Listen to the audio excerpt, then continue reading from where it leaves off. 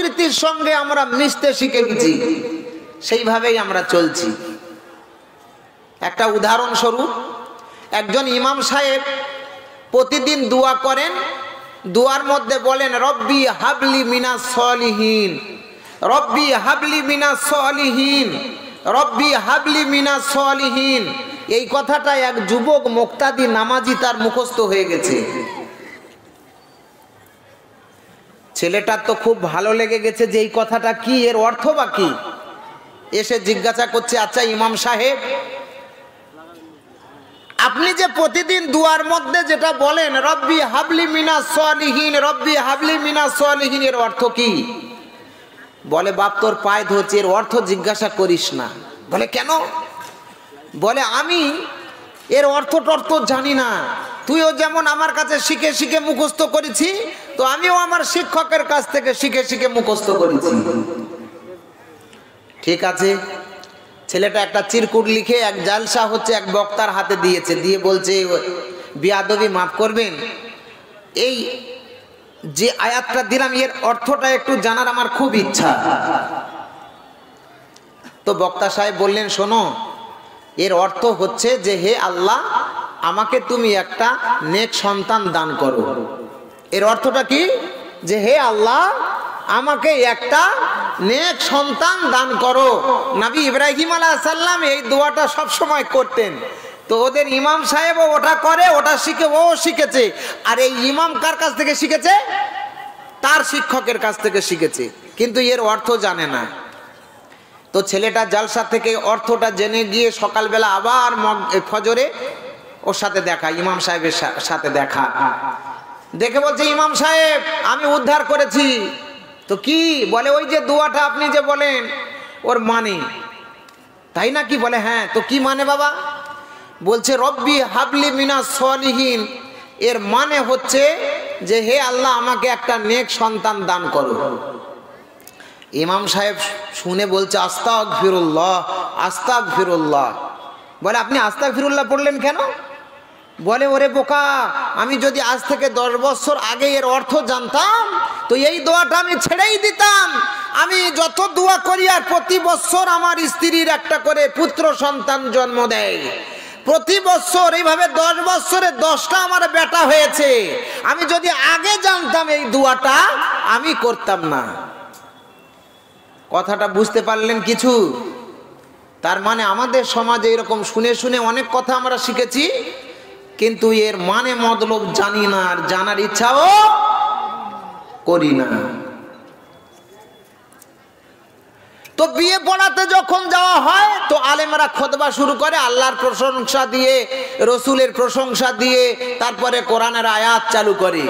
আলহামদুলিল্লাহি নাহমাদুহু ওয়া নাস্তাঈনুহু ওয়া নাস্তাগফিরুহু ওয়া নুমিনু বিহি ওয়া নাতাওয়াক্কালু আলাইহি ওয়া নাউযু বিল্লাহি মিন শুরুরি আনফুসিনা ওয়া মিন সাইয়্যাতি আমালিনা মান ইয়াহদিহিল্লাহু ফালা মুযিল্লা লাহু ওয়া মান ইউযলিলহু ফালা হাদিয়া লাহু ওয়া আশহাদু আল্লা ইলাহা ইল্লাল্লাহু ওয়াহদাহু লা শারীকা লাহু ওয়া আশহাদু আন্না মুহাম্মাদান আবদুহু ওয়া রাসূলুহু।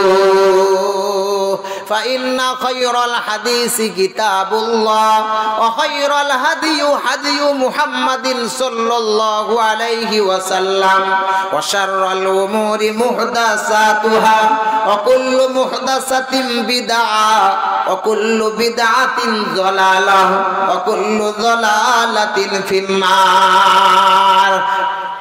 এভাবে বলে না? এই খুতবা যখন হয়, কোরআনে সূরা নিসার আয়াত তেলাওয়াত হয়, ইয়া আইয়ুহাল্লাযীনা আমানু তাকুল্লাহ। আল্লাহ বলছেন এটা কোরআনের আয়াত। ওই ইমাম সাহেব যিনি বিয়ে পড়াতে আসেন, খুতবার মাঝখানে পড়েছেন, আমার বিয়েতে পড়েছেন, আমার বাপের বিয়েতে পড়েছেন, আমার বাপের বাপের বিয়েতে পড়েছেন, তার বাপের বিয়ে যখন হয় এই কথাটা পড়েছেন। কিন্তু মানে আমাদের জানা হলো না যে আল্লাহ কি বলতে চেয়েছেন। ইয়া আইয়ুহাল্লাযীনা আমানু তাকুল্লাহ,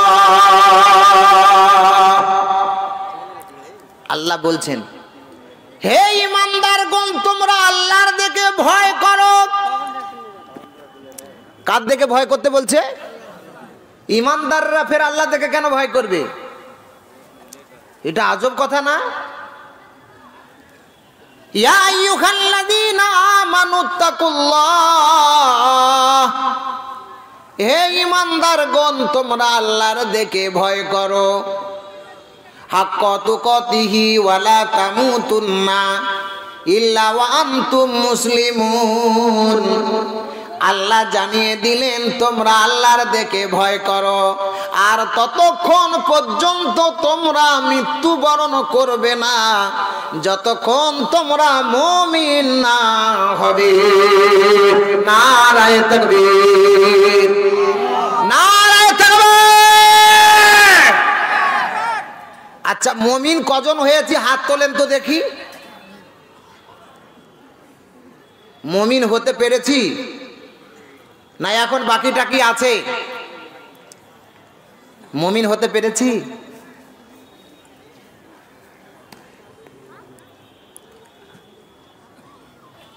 মুমিন হতে পারিনি। ইয়া আইয়ুহান নাসু তাকু রাব্বাকুমুল্লাযী খলাকাকুম মিন নাফসিন ওয়াহিদা।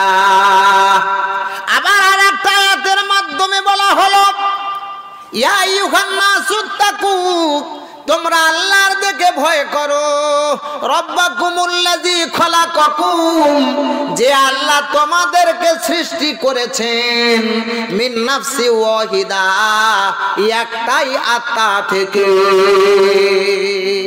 কটা আত্মা? একটা আত্মা। এই একটা আত্মা কাকে বোঝানো হয়েছে জানেন? একটা আত্মা মানে আমাদের আদি পিতা আদম আলাইহিস সালাম। আমাদের আদি পিতা কে? আদম আলাইহিস সালাম। আর আমাদের আদি মাতা হলেন বিবি হাওয়া আলাইহিস সালাম। তাহলে আমারও পিতা হলেন আদম, আমারও মা হলেন হাওয়া। তাহলে আমার যিনি বউ হচ্ছে তারও পিতা তো আদম, তারও মা ও হাওয়া। কি তাই না? কোরআনের মতে, আমার মতে না। কোরআনের মতে আল্লাহ বললেন যে তোমার পিতা যদি আদি আদম হয় আর মাতা তিনি যদি আদি মাতা হয়, তাহলে তোমার স্ত্রীর বাপও হচ্ছে আদম আর মাও হচ্ছে হাওয়া। সম্পর্কের দিক দিয়ে তোমরা হলে ভাই আর বোন। সম্পর্কের দিক দিয়ে কি? ভাই আর বোন। ওরে পুরুষ, ওরে যুবক, তোমার লজ্জা করে না? তুমি বিয়ে করে যখন আসলে বাড়িতে, তোমার স্ত্রী সামান্য একটা ডিমের মাপলেট বানিয়েছে। ডিমের কি বলেন আপনারা? কি বলে? মাপলেট বলে অনেকে না? তো ডিম ভাজা করেছে, আমাদের দেশের ভাষায় বলি ডিমের ভাজা। এই ডিম ভাজা করতে গিয়ে যদি লবণ ঝাল কম বেশি হয়ে যায়, আমাদের দক্ষিণ 24 পরগনা সুন্দরবনের পুরুষরা একটা বাঙালি গাল দেয়, বলে শালির বেটি শালি, মন তোর কোন দিকে ছিলি?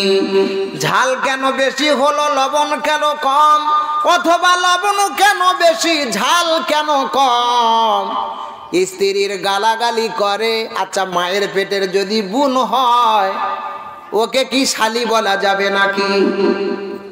বুঝাবার জন্য আমি বলছি আপনাদের, নিজের যদি বোন হয় কোনো ভাই কি শালি বলে গাল দিতে পারে?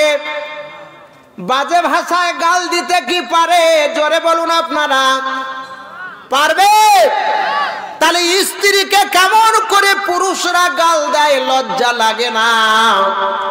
আল্লাহ এই জায়গাটায় নিষেধ করে দিয়েছেন, তোমাদের স্ত্রীরা তোমাদের সম্পর্কে আদম আর হাওয়ার সম্পর্কে ভাই আর বোন তোমরা। তোমরা গাল দেবে না, কটু কথা বলবে না, বাজে কথা বলবে না, অশ্লীলতা বলবে না, চোখ রাঙাবে না, মারামারি বিদ্রুপ করবে না, বরং তোমাদের পরিবেশটা সুন্দরভাবে রাখবে। জোরে বলুন সুবহানাল্লাহ।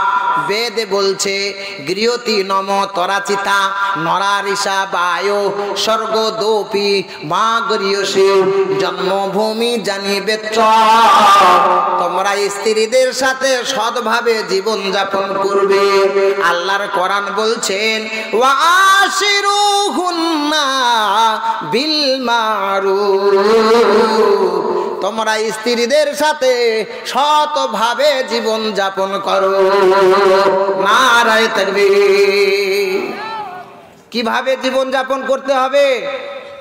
সৎভাবে। আচ্ছা, অসৎভাবে জীবন যাপন করাটা ভালো না সৎভাবে? জোরে বলুন।